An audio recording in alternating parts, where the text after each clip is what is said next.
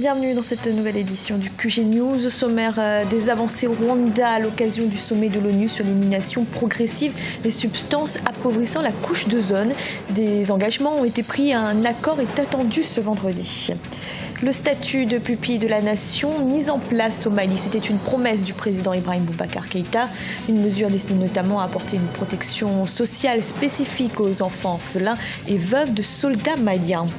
Et un jeu vidéo africain bientôt adapté au cinéma, une société de production américaine vient de s'adjuger les droits du scénario de Orion, conçu par le Camerounais Olivier Madiba. Mais tout d'abord, la 3e édition du Rebranding Africa Forum se poursuit ce vendredi à Bruxelles, en Belgique. Pour rappel, l'événement est placé cette année sous le thème de l'industrialisation de l'Afrique.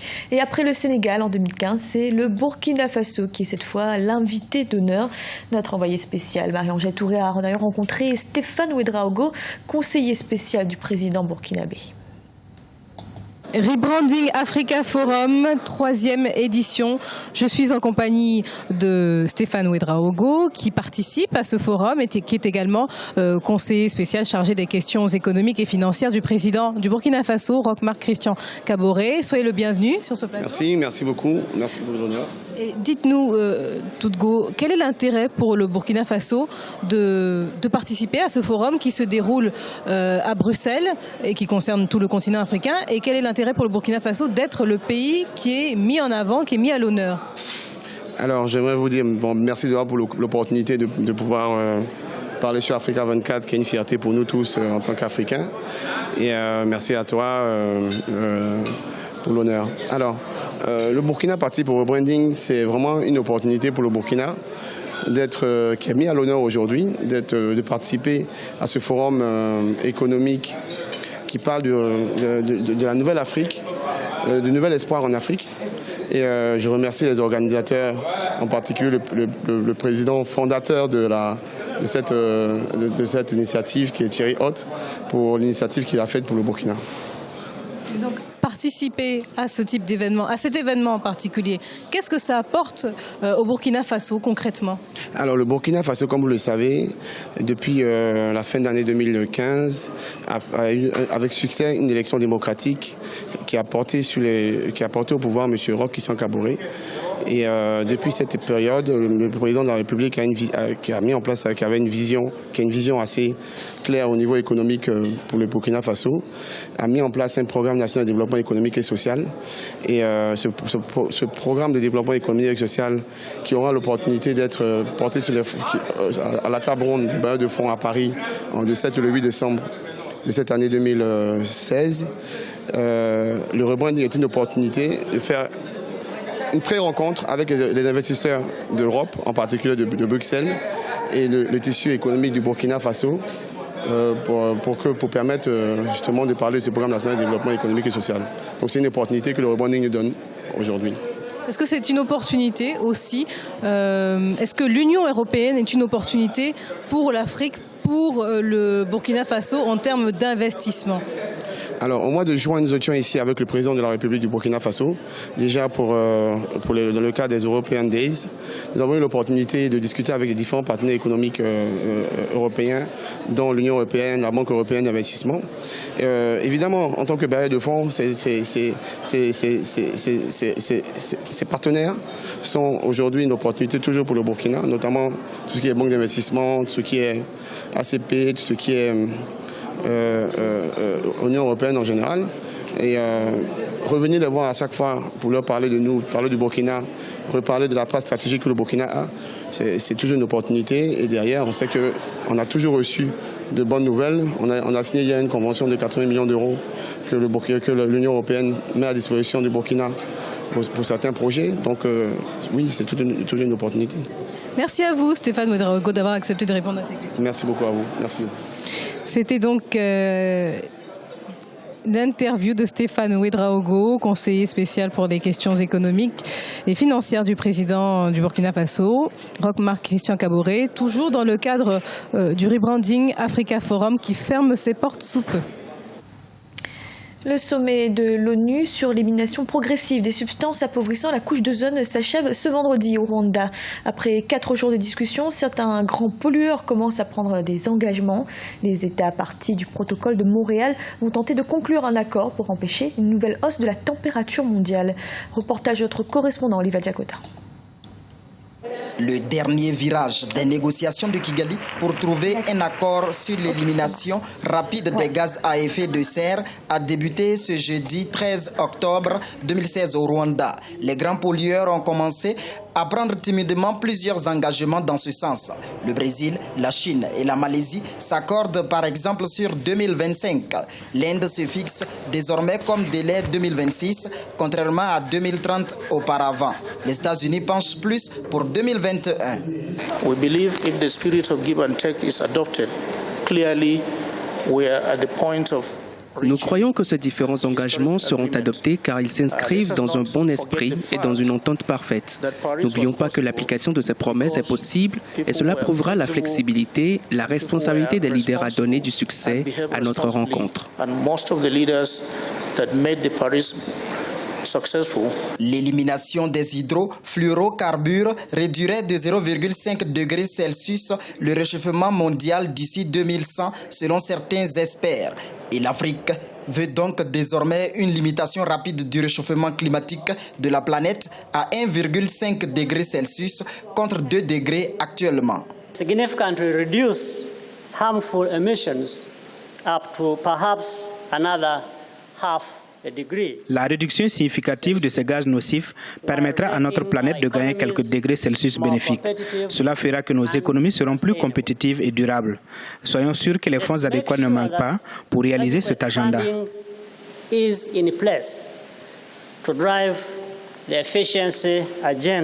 Près de 1000 délégués de 197 pays prennent part à la 28e réunion des parties signataires du protocole de Montréal. On note également la présence d'une quarantaine de ministres. Le secrétaire d'État américain John Kerry est attendu ce 14 octobre 2016 à Kigali, date de clôture de la rencontre. C'était une promesse du président Ibrahim Boubacar Keïta. Le statut de pupille de la nation est désormais mis en place au Mali. Les enfants et veuves des militaires et fonctionnaires morts dans l'exercice de leurs fonctions seront ainsi pris en charge. Le projet de loi adopté le 21 septembre dernier est entré dans sa phase de mise en œuvre. Reportage de notre correspondant Mokhtar Bari. Au Mali, la crise datant il y a 3 ans continue de causer des pertes en vies humaines. Des attaques visant des populations civiles ou militaires sont de plus en plus récurrentes. Les FAMA, les forces armées maliennes, en sont les cibles privilégiées. Ces attaques sont lourdes de conséquences avec leur lot de veuves et d'orphelins dans le désarroi. La prise en charge de ces ayants droit constitue un véritable dilemme. C'est pour assurer un avenir à ces familles de soldats et fonctionnaires morts pour la République que le président Ibrahim Boubacar Keïta envisage la mise en place des pupilles de la nation. Le 22 septembre dernier, célébrant les 56 ans d'indépendance du Mali, le chef de l'État a estimé la nation redevable à ces braves soldats et commis de l'État. Le Conseil des ministres a adopté une loi sur la relecture de la question de pupille de la République. Vous savez qu'il y avait la pupille de la nation, les pupilles de l'État, mais nous avons maintenant la pupille de la République, qui est un chapeau global pour embrasser toutes les situations de détresse de l'enfance, de la jeunesse. Et singulièrement, nous visons là les orphelins militaires, les enfants de ceux-là qui sont morts pour la patrie, pour le pays. Il est temps, il est bon, il est séant que la nation prenne soin de cela. Et sous forme législative, notre Assemblée nationale sera rapidement interpellée pour qu'elle fasse en sorte que nous ayons là également ce qu'il faut de la nationale juridique. Madame Dante Awa Kouyaté, femme d'un militaire, a perdu son mari dans une attaque en novembre 2013. Avec ses 3 enfants orphelins qu'elle peine à scolariser, cette loi qui sera votée par les élus du peuple est une bouffée d'oxygène pour cette veuve.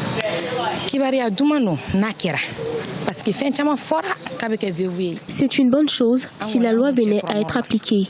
Mais il ne faudra pas que cela freine l'élan des autres donateurs qui vont abandonner les efforts qu'ils faisaient pour nous du fait de cette annonce.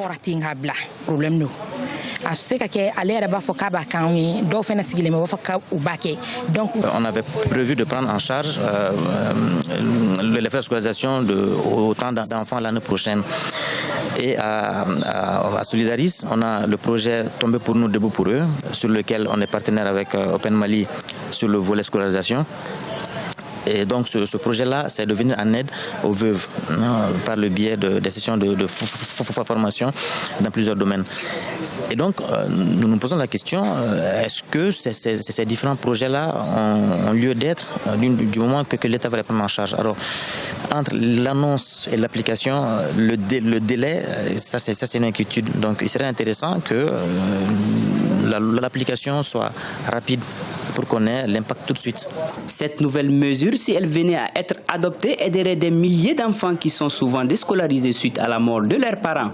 Le chef de l'État a promis, en plus de la mise en place des pupilles de la nation, des moyens conséquents à la disposition des forces de sécurité afin de faire face aux attaques de groupes armés terroristes et indépendantistes depuis 2012. Un jeu vidéo de conception africaine pourrait bientôt être adapté au cinéma. Orion, conçu par le Camerounais Olivier Madiba, intéresse Hollywood. Une société de production américaine vient d'ailleurs d'acquérir les droits du scénario. Il faut dire que ce jeu, qui s'inspire de l'univers des contes africains, a tout pour plaire. Un reportage de notre correspondante Viviane Baoken. Le premier jeu vidéo 100% made in Cameroun, Orion, l'héritage des Coriodanes, a trouvé des adeptes au-delà du continent africain. Son scénario, ses codes et ses fantaisies méritent un traitement hollywoodien. Le succès qu'a connu ce jeu vidéo n'a pas manqué d'attirer les maisons de films américaines. Et voilà, Orion en voie d'adaptation au cinéma. Un rêve devenu réalité pour les fondateurs de ce jeu vidéo. Ça a toujours été un peu un rêve pour nous. Que le jeu soit adapté un jour.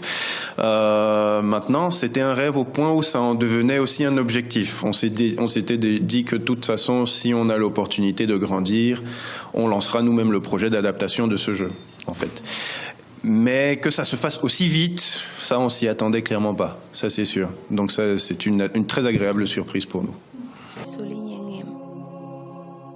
Orion, l'héritage des Coriodanes, est inspiré de la culture africaine. C'est l'histoire d'un prince victime d'un coup d'État perpétré par son beau-père le jour de son couronnement et de son mariage. Le couple royal est alors contraint de s'exiler et décide de parcourir le monde en quête de soutien pour retrouver le trône. L'inspiration, elle est tirée d'un peu partout, de beaucoup de choses. Déjà, on s'est tous les deux beaucoup documentés sur tout ce qui est histoire de l'Afrique, que malheureusement on n'apprend même pas à l'école. La géopolitique aussi, et bien sûr notre passion du jeu vidéo, de la lecture, du film, du manga, des comics, un peu tout ce qui est tout cet attirail un peu geek là. On tire notre inspiration de notre vécu, des cultures et des mythes africains qu'on a pu trouver, et bien sûr de tous les médias qui nous font plaisir en fait. Après la sortie du jeu vidéo, le challenge immédiat de l'équipe de Kiro Games est d'assurer la distribution du support à tous les Camerounais. Selon le CEO Olivier Madiba, Orion doit être le cadeau de Noël des Camerounais. Ce journal a été réalisé par l'ensemble de la rédaction. Merci de l'avoir suivi. Retrouvez dans un instant une nouvelle édition de l'information.